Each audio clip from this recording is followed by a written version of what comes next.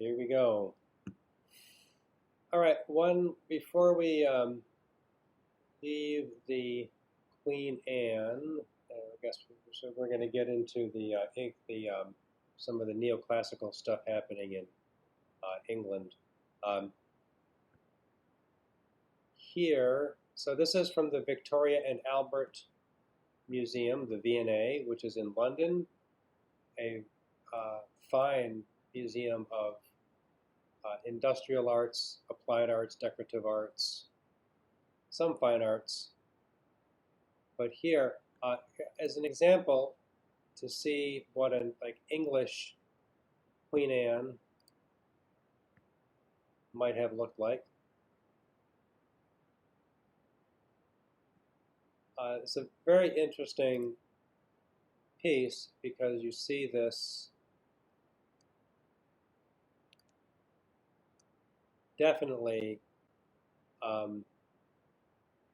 this Chinese painting, like more like ornament, and so it's this effort to add Chinese elements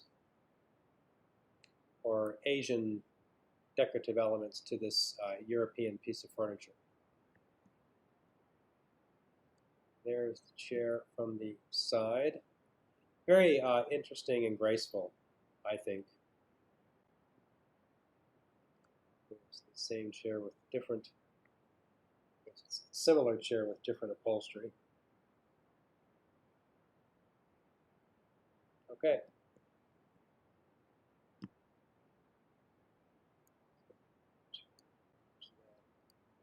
Here. And I want to read a little bit from the Abrams Guide. Under England's less autocratic monarchy, styles were not so defined by royal patronage as those in France, and were therefore less affected by transitions in the monarchy. English periods of the 18th century are not entirely contiguous with the reigns of their namesakes, meaning they don't exactly match up, and changes in design evolve gradually with considerable overlapping from one period to the next.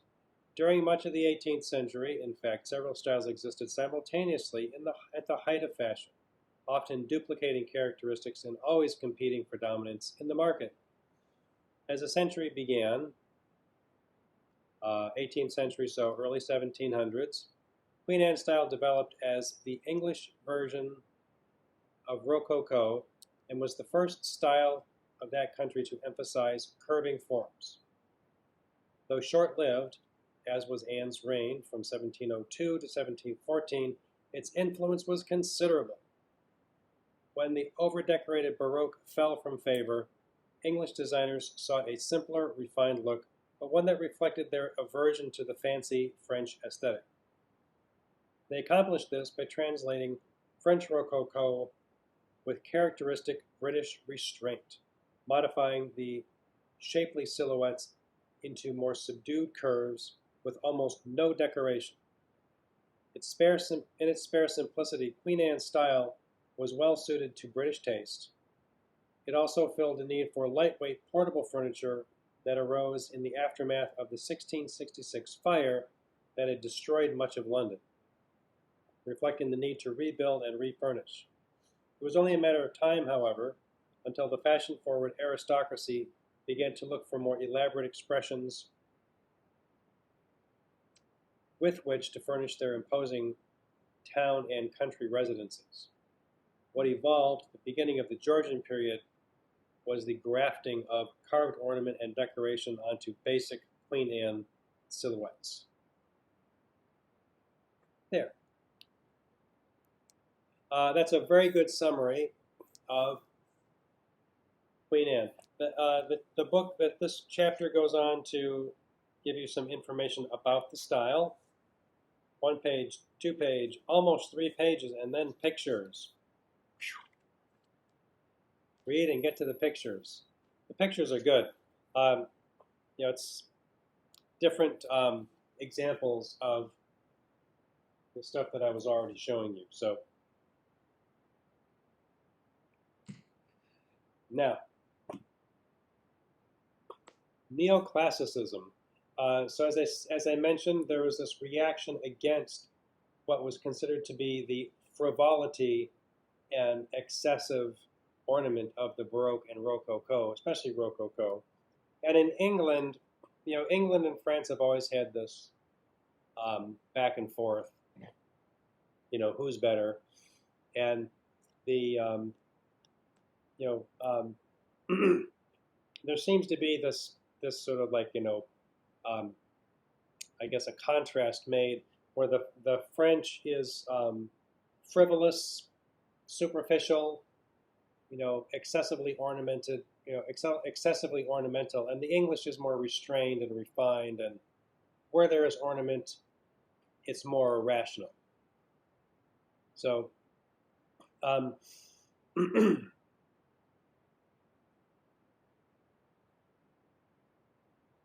right, let's look at this. So this, oh,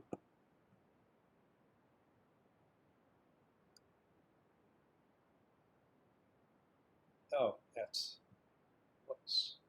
Yeah, don't mind my typo there. English Neoclassicism, Neopalladianism, which is 1715, 1740. So do you remember Palladio, the name? He's Italian, Renaissance era. He was an architect that helped to revive and build according to the information they had about the Romans. So it's kind of like a very important person for in the Renaissance and reviving Roman architecture in a modern sense. And so Neo-Palladianism in England is a sort of like a new expression of this sort of like this respect for what Palladio had done. Okay, here, Chiswick. Oh, sorry, this mouse is very sensitive. Okay, so begun 1725.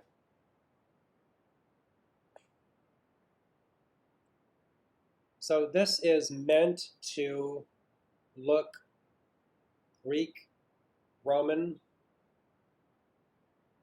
and you can see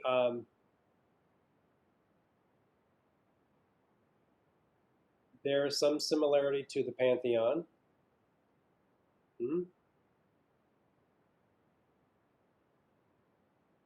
Here's some detail of this this stairway. You can see in this well, you have the triangular pediments, all of these like Roman urns. I mean, it's all very like more like simply neoclassical. And this really kind of crazy texture on this stone, which is really, this is like extreme rustication. That technique where, some of this is either carved, it was not, I mean, this is the kind of thing that, some people might do, like they might cast this. I mean, this is like carved, but, it's like, it's almost like it looks a little bit like it's like, well, I don't know. Well, anyway, I shouldn't even. Anyway, extreme rustication. It looks like cast concrete. I mean, it really looks like somebody just like poured that into a mold. But it's really quite beautiful when you see it back there. It really is like this nice contrast with the smooth surface of the upper stone and this really very exaggerated texture.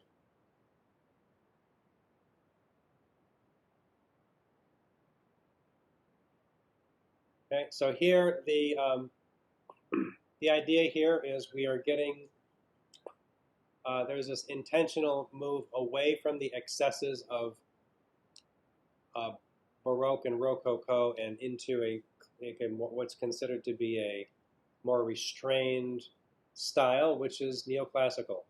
So it's not without ornament, and you can see like down here the console table.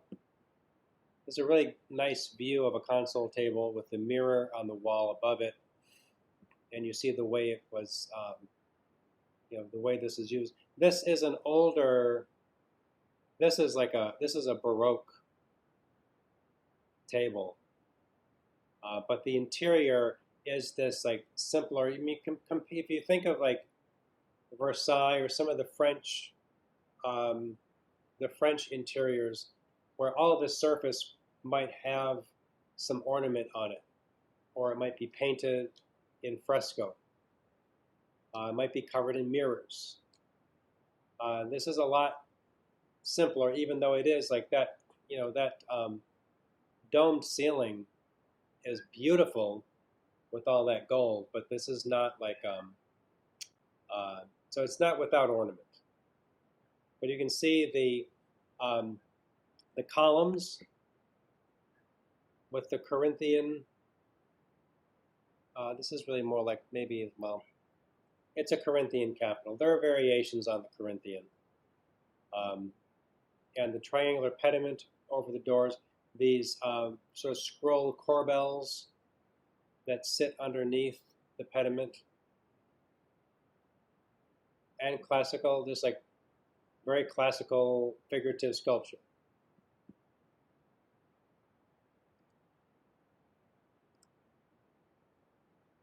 Okay. So we have these. So this place, Houghton Hall,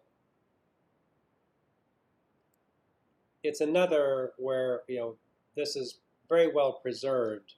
This sort of early neoclassicism, and you see 1730. The English were already like they were kind of done with Baroque early, in some respects, and as the Abrams Guide tells you, these styles didn't just like begin and then abruptly end and then a new style began.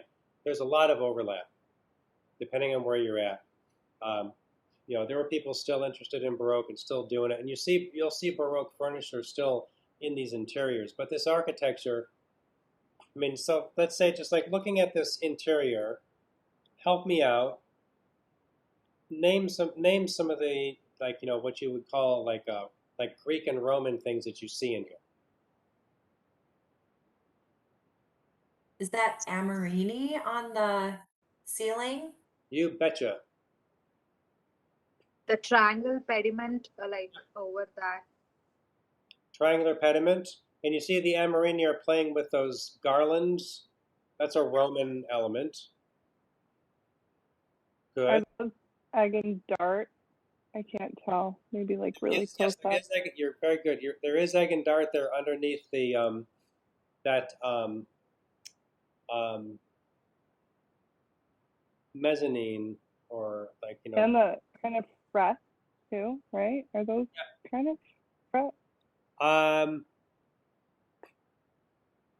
Yes, there is. Yes, there is. Underneath the Amorini, there is, like you can see, there's like a fret running there.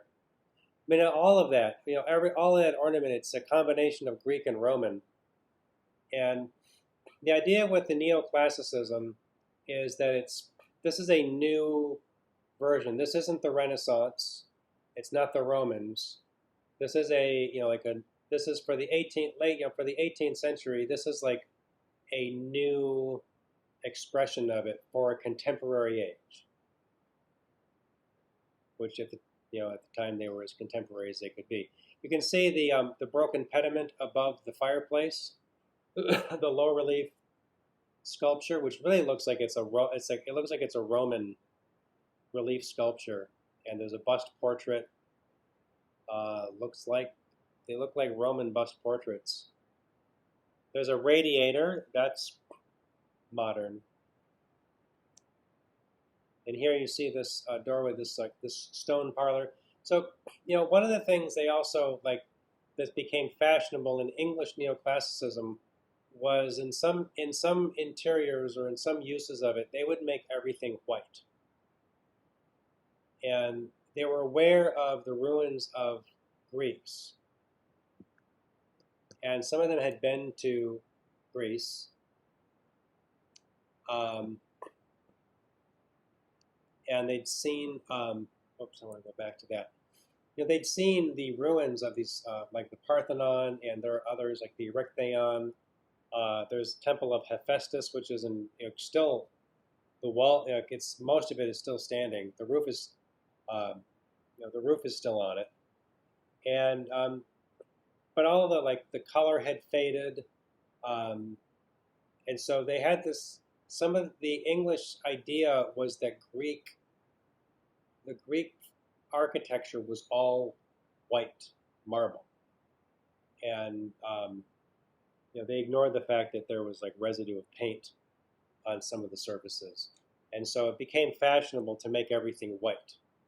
Not all the time, but even to the point where when some of the sculpture from the Parthenon was purchased and taken to London back in the late 18th century, early 19th century, there's a guy named Lord Elgin who bought sculpture. He got permission to take sculpture from the Acropolis in Athens from the Turkish governor of Greece, of Athens.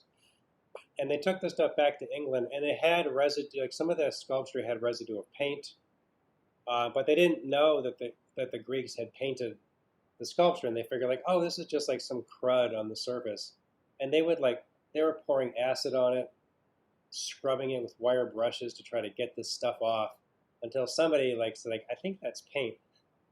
You should stop. But they just had this idea that they had their own idea of what it looked like in the classical age of Greece, and they just ran with it.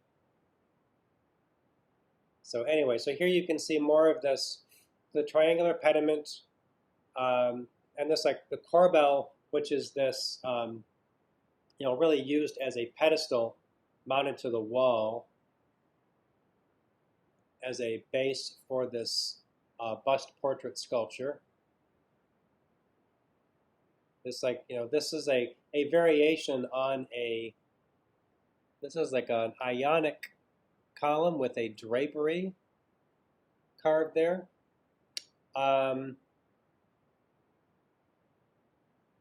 It all gets very creative. Okay, here's the ceiling. So that blue, actually you've seen this in some of the Renaissance architecture, where they would do these Brunelleschi did this with his Hospital of the Innocents, where these little medallions with a little Amorini in it. It has this blue background. That's a Roman move. But here, more of this. So, you can see there are sphinxes in the corner, up in this this cornice. So you can see, I would want you to be able to look at this and see Greek and Roman. All right? A salon or saloon in Houghton Hall. So here, a different room, a different style. There's, we now start to see wallpaper or wall coverings, which is matches the upholstery of the furniture. The furniture is not neoclassical, but the architecture is. This furniture is Baroque, Rococo style of furniture, and great, great upholstery. Oof. Isn't that nice? You can see here the, this is very, very decorative stuff. Hey, put it there, there. Hey, you. Okay. So here's this. Some of those figures, like, it almost looked like a sphinx head on the chair that was back one, though. What? Pad. They reminded me of a sphinx. Like, if you go back one more, I think it was back. Like, it almost looks like a, oh, yeah, that's right. Where is it? The other one. No, the next one. The one that you just skipped. That almost looks like a sphinx head to me on the corner of the chair. Oh, no, you moved it again. There's a little bit of a delay. Right here? That. Oh, Sphinx. Yeah. Or like kind of like a pharaoh or something like that. That looks Egyptian to me in a way. Yeah. Well, that was something that, like in the like French Baroque, they used this, like, you know, a head of Apollo. Oh, okay. With like a, you know, the sort of aura coming off his head sometimes. I see. Or like the sun. Okay. But I think that that's, you know, it's sort of like morphed into this like more like just classical head. Got it. It's I like see. on the top of a leg. Yeah. I mean, it's interesting. Sometimes it's hard to keep track of, you know, what like all the things they're doing. Because they start, especially in this period, they start to combine Greek and Roman, and then some modern things like the wallpaper. It's like wall covering, which is flocked, and you can see it looks like it has like a fuzzy texture. Uh-huh. That's because it does. Flocking. Does anyone know what flocking is?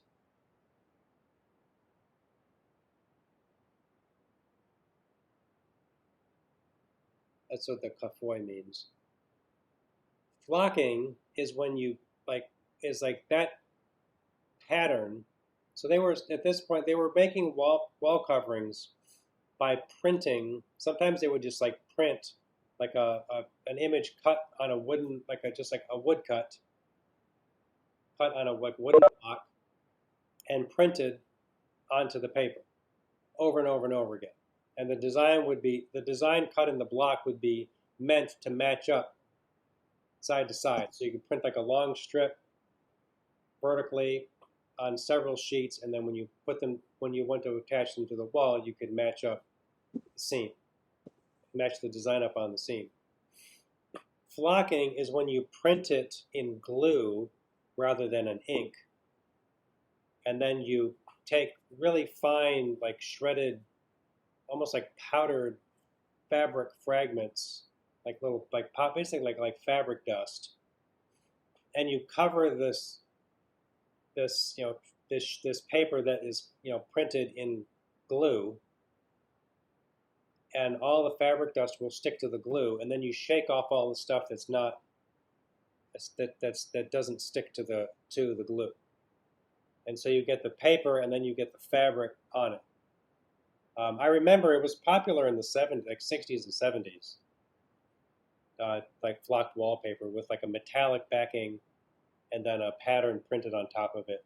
Usually, sometimes I've seen this, like there was a bar in Iowa City that was very old, and they had this like silver. It was like a silver foil wallpaper with green flocked pattern printed on it. It was nice. It's definitely from a certain age. So in this case, this was like this was like a way to match the fabric upholstery on the chairs, and all that would have been done by hand. And people were still you still see people using people making flocked wallpaper in a kind of a simple manner, even like up through the 1960s. Okay, so you see this Baroque furniture, Neoclassical architecture.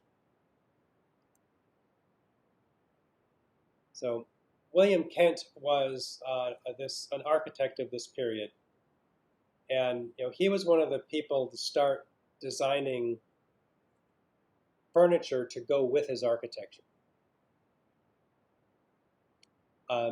They started to develop this idea that the furnishing should match the architecture,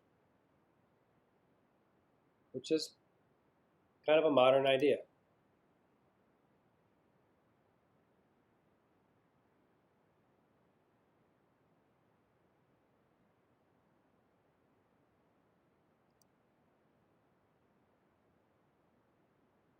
So there you see the shell, which is the associated in France, associated with Rococo, and also sort of like this is it's contemporary 1730s. That matches up.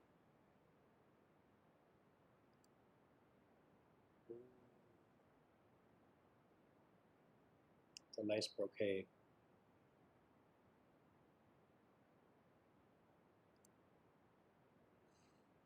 Okay, again, a wall light.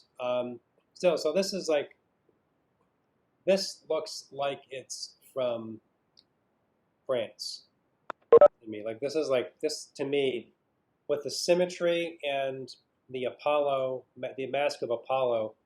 This looks like it's like Louis XIV kind of stuff. So people were like Louis XIV, like the Baroque under Louis XIV was so successful that it was adopted all over the place, and it persisted past past his death.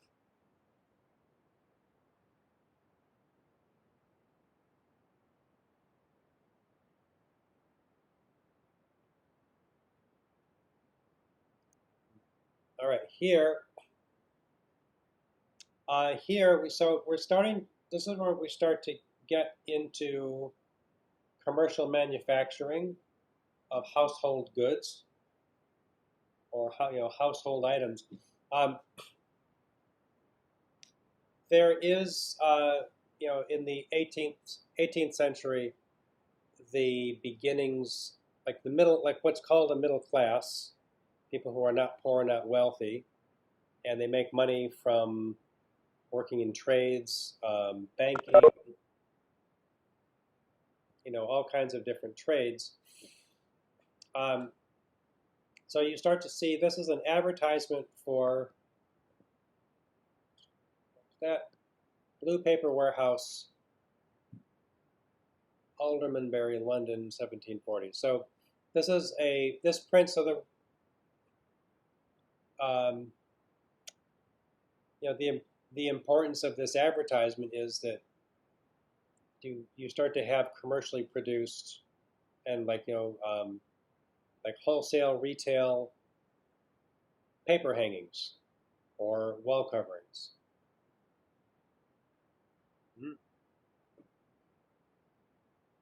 if you try to read this, the S, this right here, that's S. It looks like an F with no horizontal. It looks like an S with no horizontal bar. That's an S.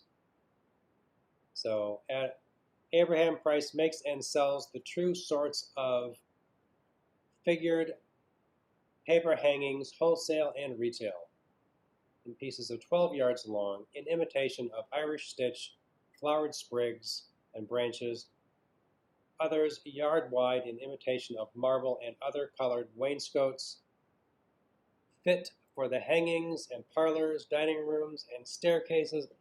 I love that they just change like type, like the font, like the style of it, because it makes it better. Consistency in the typeface is boring. So there.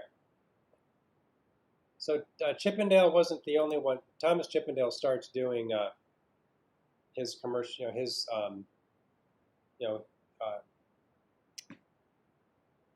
his furniture around this time too.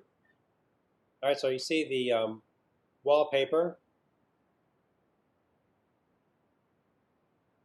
So those are like cut blocks of wood and printed on paper over and over and over again.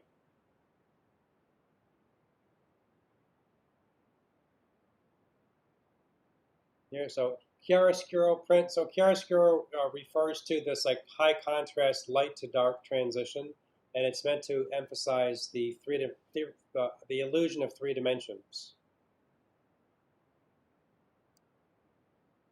Here is a period interior from a painting by William Hogarth. This is William Hogarth made a lot of paintings with social commentary. I believe the story here is the frustrated teachers trying to teach this young woman how to play violin so that she will be a good wife to this poor young guy, and she is not that interested. And she's like, whatever. And the guys are not happy, but she doesn't really, she doesn't care too much. I really rather like this. But you can also see, so this is you can see the in like a more informal or like candid interior of this period in England from a painting.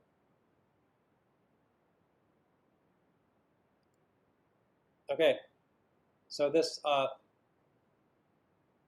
later English neoclassicism.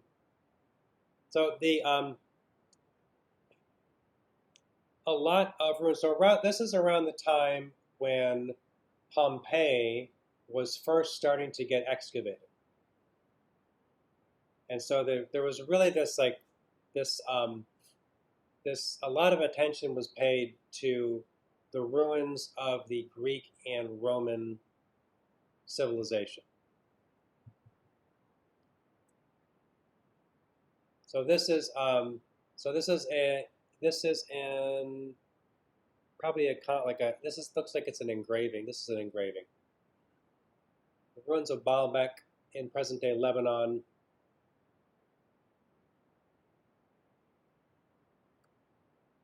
Here are some drawings or classical details for Osterley Park by Robert Adam, English architect, English neoclassical architect. So you can see these are very like strict reproductions of classical ornament.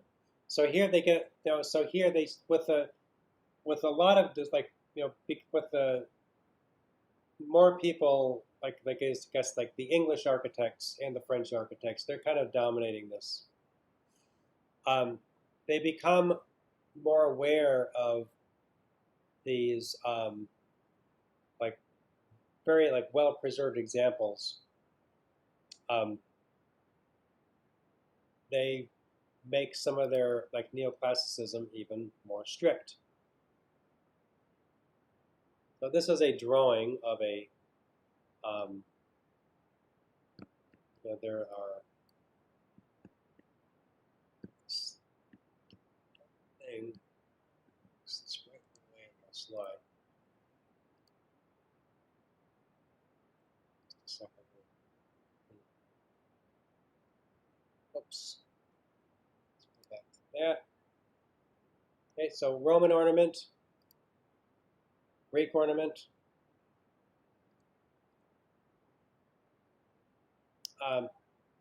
This is Roman. I guess it's a watercolor. What's this? I can't read the information. Could someone read the information on the slide? The WebEx menu is like sitting right in front of this.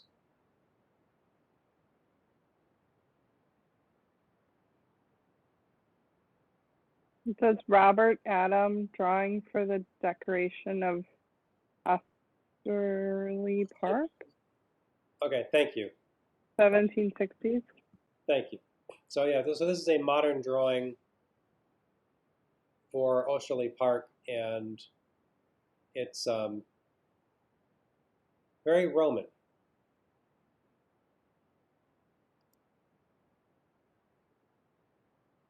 Okay, this is Scion House. So this is Palladio. I guess I think this slide might be, no, this slide's not out of place. So this is Renaissance era, like late Renaissance. And here, this is the ground plan, and he was really like imitating Palladio with his like with the overall plan of the place. Okay. Love the yellow. The yellow, this yellow and white, I think, is really quite beautiful. Okay, just a moment.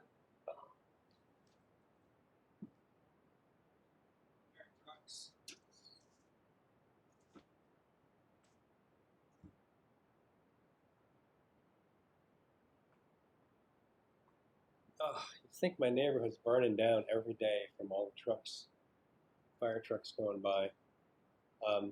Okay. Here, Dying Gaul, a Roman copy after an original Greek bronze. And so this is a modern, this sculpture here is a modern, so like a facsimile of that Roman sculpture. So even if nothing else tells you it's neoclassical, that sculpture will tell you it's neoclassical. Okay, and then you have other rooms which are more gaudy, gold, very decorative marble. All right, so here another of these. It's a print. So this is probably a combination of etching and engraving. It's a print. Detail of the Capitol from the Erechtheum in Athens.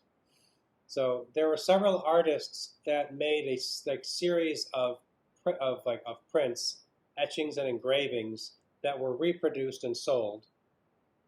That were very popular, and Leroy is one of them.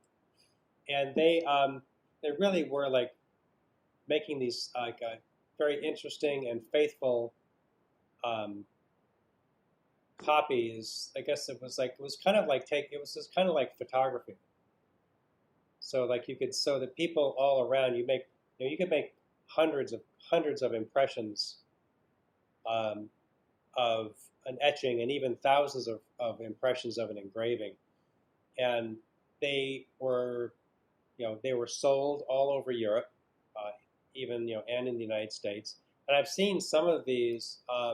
This guy Piranesi was an Italian who made etchings and engravings of that. Like this is like he did this like dozens of these views of Rome and the ruins of ancient Rome that were still just like really all over the place in Rome at this time, and people just kind of like lived among it. Like you see that there are a lot of these like places people just like nobody was using it. It was an old Roman building. People would move into it. And this is one of the things that allowed the neoclassical architects and designers to know what this stuff looked like, because they didn't travel in this period of time was a lot more difficult, and it was very expensive. It took a very long time, traveling by ship. There was no train, so it was carriage, and going by sea, sailing was the fastest way to get anywhere when you were going a long distance.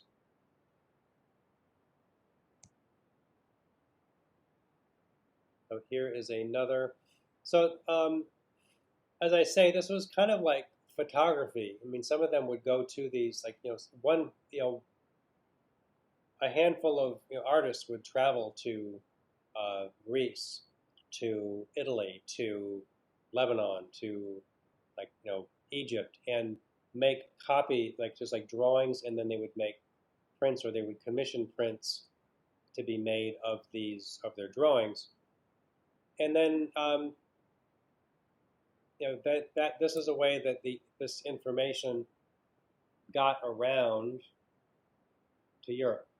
So printmaking, something that I do, was very important to this. It was very, very important to spreading spreading this information.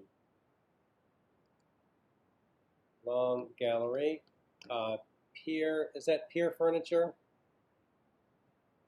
Yeah, I'm sorry. The menu, this like the WebEx menu is like right in front of the slide. So that's John Linnell design. Yes, this is pure furniture designed for a room. Okay, good. So a pier is the section between the windows. A pier can be of like a vertical structural element, and so like there was, in some of these places, furniture designed specifically for that location. You got the mirror and this looks like a commode beneath it. So John Linnell is somebody who was like one of the designers of commercial furniture from the in the like late 18th century. So he's kind of like a contemporary of Chippendale.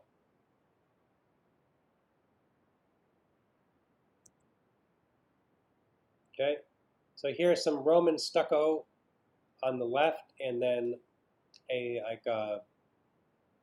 stucco ornament on the ceiling of this Scion house in England. So it's very, this is like a more like almost like a more faith. They're trying to make a more faithful copy in the later part of the Neoclassical in England. Okay, Robert Adam, furniture grouping, 1760.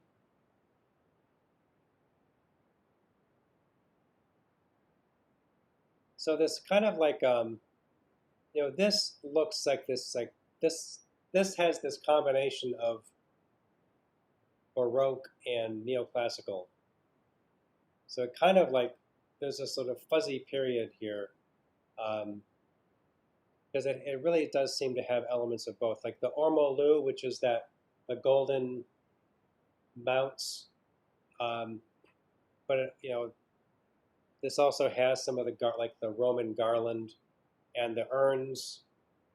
They're not very Roman urns. They're, I don't know what.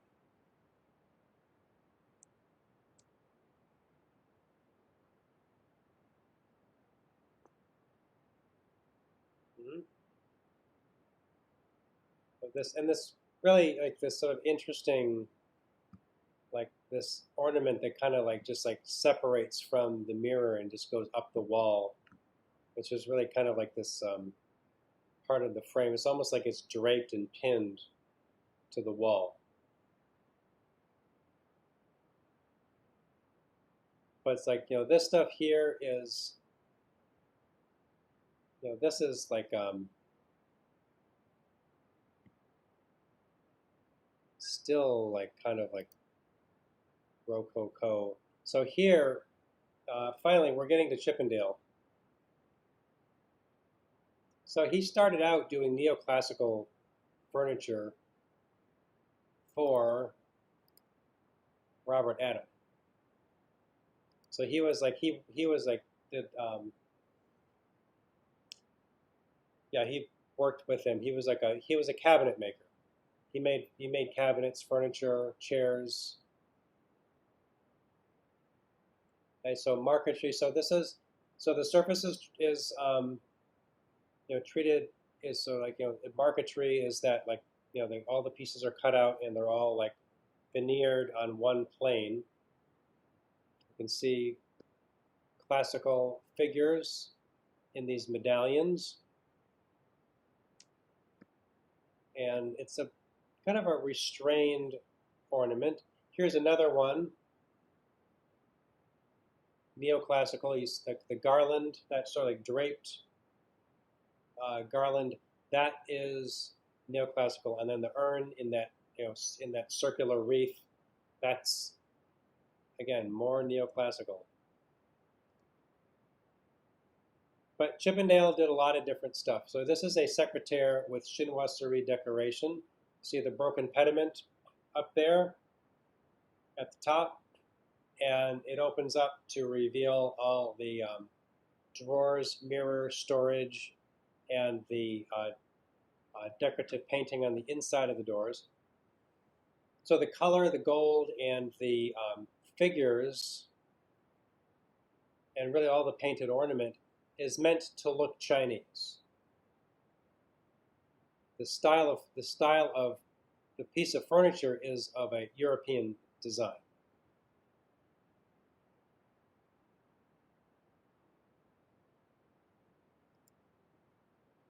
That broken pediment persists ever since. This is a skyscraper from 1984. It has that. I remember the first time I heard of what was called a Chippendale top, I think was in reference to this building a long time ago. So here, Chippendale designed a lot of different types of furniture. He published a book called its abbreviated title is The Director. It is like the Gentleman and Cabinet Makers Director. I always forget. It's a very long title. And in The Director, he publishes designs for a lot of different types of furniture, like a lot of different furniture designs. This like urn back, you see this, the back has the shape of an urn, the back splat. It's got these like little like paw terminus feet, but this is like meant to look like an urn here. And there is this little black basalt plaque by Josiah Wedgwood, who had a very successful business in making pottery. Here, this is a design by John Linnell. It's by John Linnell from a design by Robert Adam. Lyre back. So the lyre is this ancient Greek instrument. So this is kind of like a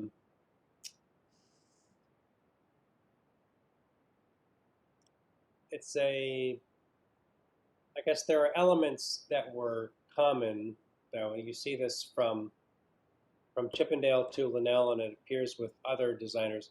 The medallion, this like the back splat is like has like a image to it. Urn back,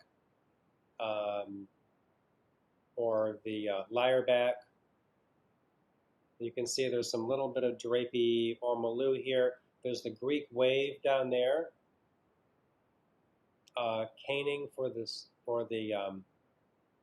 seat, which is modern. That's that the English got from India.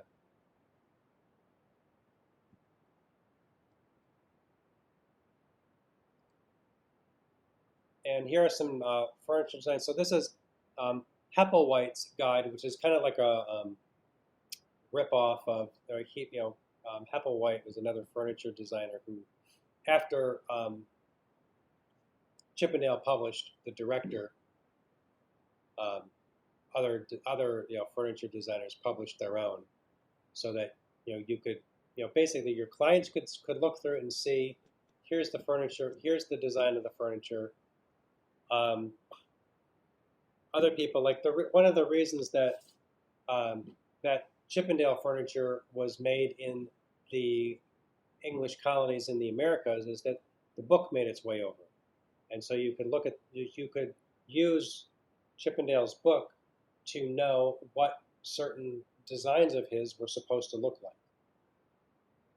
And even like in the book, in like Chippendale's director, all of the designs are not originally by Chippendale. He took other people's or other popular designs and just put them in. And so a lot of things in that book are not even by him, but they're not originally by him, but they're his name is associated with it. So here are some Hepplewhite chairs. These, I mean, some of these chairs look very modern. Like they would not look out of place in an interior today. It would look, they might look traditional, but they wouldn't look like, medieval furniture.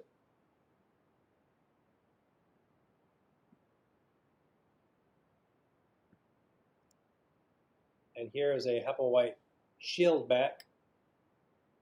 So the back, I mean, here you can see the back of these chairs is where they're sort of making these these more artistic design choices.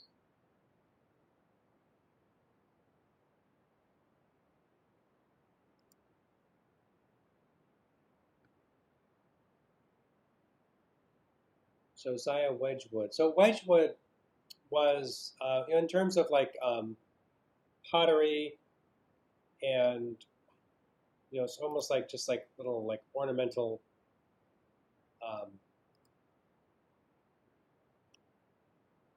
well, he was very famous for his Wedgwood pottery was popular. It was,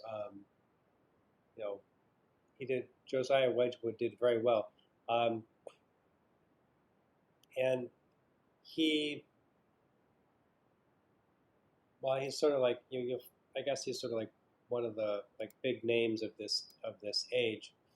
Here's a Portland-based copy of a Roman original in black basalt ware. So his pottery is also neoclassical.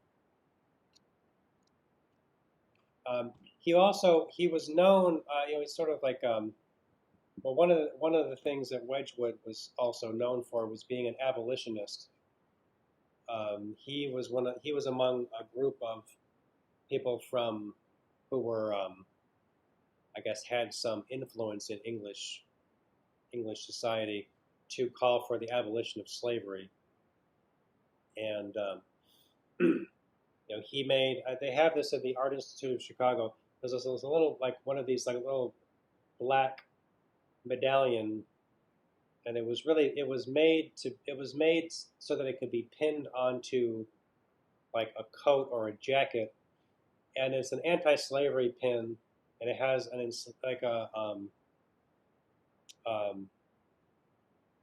African slave, and there's a slogan that's had with the question, "Am I not a man and a brother?" And it was kind of this it became a very popular. People would wear them in around London, which was at the time controversial. Okay, that's 19th century. That I got to get rid of that. And here we're going to talk separately about a little bit more about Biedermeier, which is German, but not today.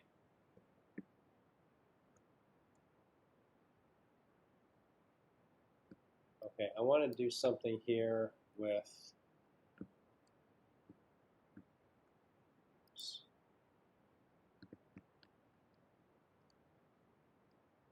thing.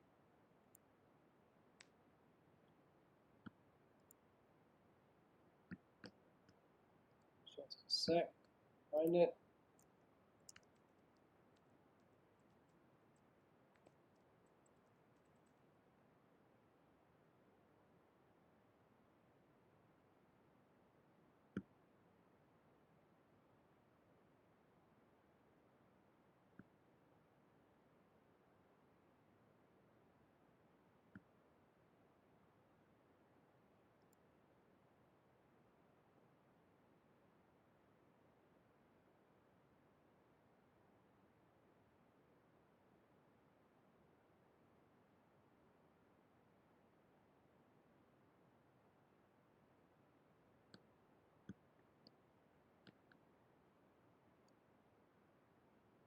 Okay.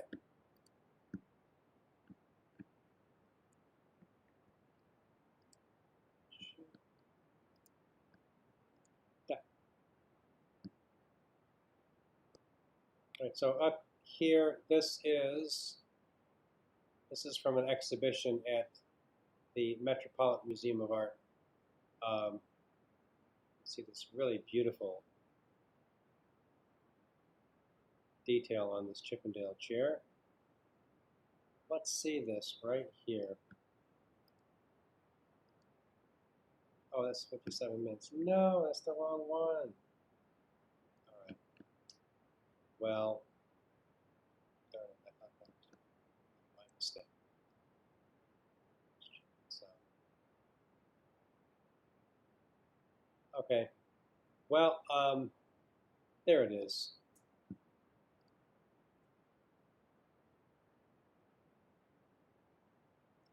See this.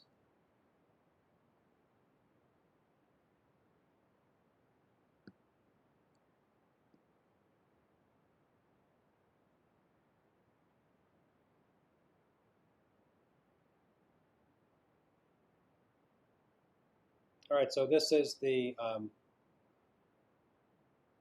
title page of The Gentleman and Cabinet Maker's Director, being a large collection of the most elegant and useful designs of household furniture. So Chippendale had a storefront with manufacturing on site where you could go and order furniture. And this was a new thing. Chippendale was one of the, I think he's the first person to do do this. If not, he was very close to being the first person to do this, to have a a storefront where you could go in and look at catalogs, look at samples, and order things that you wanted to buy. So here is, yeah, so that's subscribers' names. Okay. And the pieces here,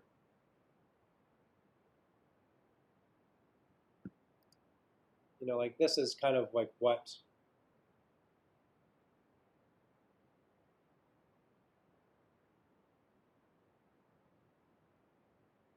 so this is 1754. So being a large collection of designs of household furniture in Gothic, Chinese, and modern taste.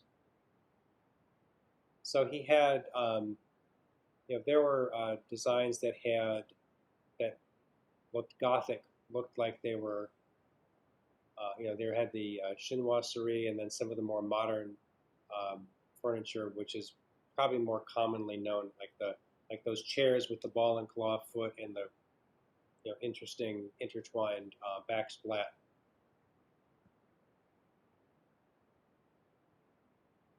All right. So, and again, Chippendale furniture, you will still see it. You'll still see different variations on Chippendale furniture. And there was a lot of it that sometimes I see something and it's Chippendale and I don't even know it's Chippendale because it's like it's somewhere in his book and I'd never seen it before.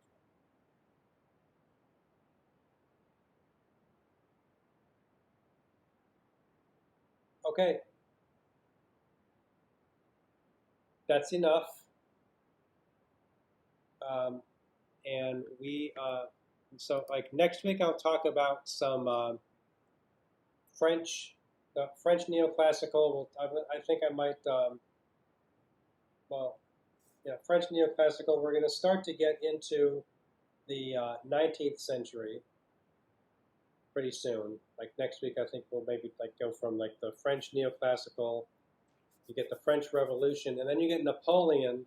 Napoleon developed his own sort of commissioned his own style that is known as empire. And that has elements of Roman and Egyptian mostly. This also has to do with the English and the French fighting over control of the southeastern Mediterranean, Egypt, and they were like, they were also, so they were there in the, where the ruins of the ancient Egyptian culture was. Have you ever seen the giant, like the Great Sphinx sculpture from Egypt? Immense, Sphinx with the lion's body, human head. There's all this damage to the face. Napoleon's army used it for artillery practice.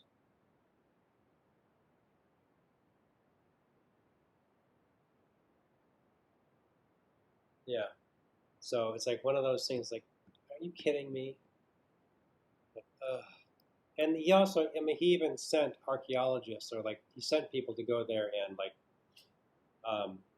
study the antiquities. That's where they found what is known as the Rosetta Stone, which allowed them to decipher and like to translate Egyptian hieroglyphics, so they could know what we could know what the hieroglyphics say. So yeah, but the